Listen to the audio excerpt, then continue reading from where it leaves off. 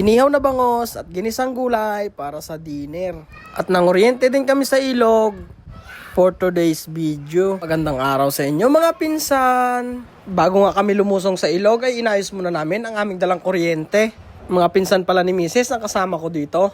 Hindi pala bawal ang kuryente dito sa amin, basta pakakawalan lang yung mga maliliit na isda. Pag nakukuryente kasi sila ay hindi naman talaga namamatay.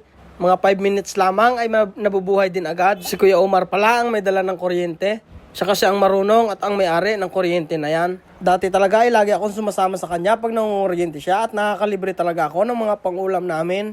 Maya-maya nga ay sinimulan na niyang manguryente dyan. Ito pala mga pinsan ay delikado din na trabaho. Huwag kayong manguryente pag mag-isa lang kayo. Dapat may kasama.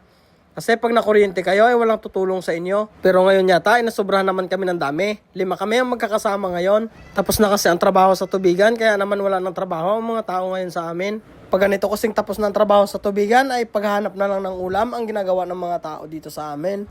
Kaya iba talaga pag sa probinsya ka nakatira. Basta masipag ka lang ay makakatipid ka. Makalipas nga ang ilang minuto na pagkuryente-kuryente sa ilog ay ito. May nahuli din kami sa wakas. Napakatumal nga pala ng isda ngayon. Hindi ko nga alam kung bakit. Siguro natakot sa amin at sobrang dami kami. Nagpatuloy pa nga kami dyan sa panguryente pero wala na talaga kaming nahuli.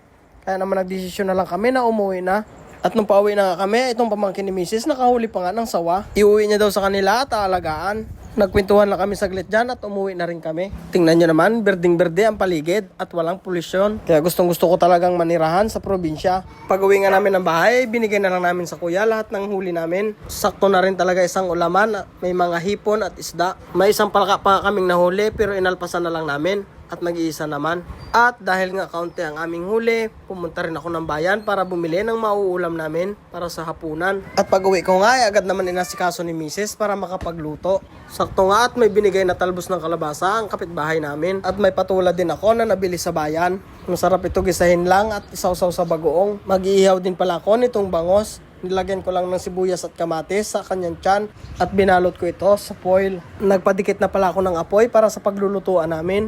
At gulay pala ang una namin lutuin dito. Dito na nga kami nagluto sa labas para maiba naman. Nakakamiss din kasi talaga ang magluto sa kahoy. At kailangan din namin ng baga para pag-ihawan ng bangos mamaya.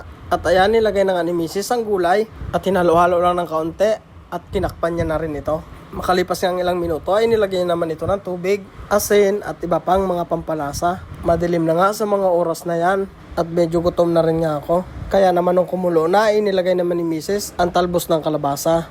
Sa lahat nga ng gulay ay talbos talaga ng kalabasa ang paborito ko.